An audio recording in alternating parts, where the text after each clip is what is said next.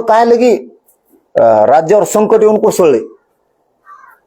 जे जातीवाद करते त्यालाच मंत्री करते, जे जाती जाती दंगली घडून आणणारे त्यालाच पुन्हा मंत्री करायचं. हे कोण करतंय? हे कोण करतंय? हिंदू मुस्लिम.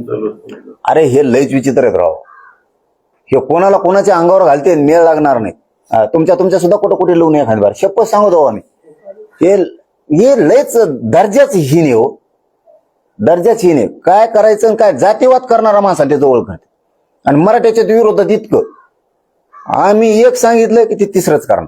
हे महाराष्ट्रात मराठ्यांनी बघितलंय. आता देवेंद्र फडणवीस कसं करतायत मग आम्ही उलट सांगितलं की ते उलट करणार, मराठी म्हणले की ते नको त्यालाच करणार.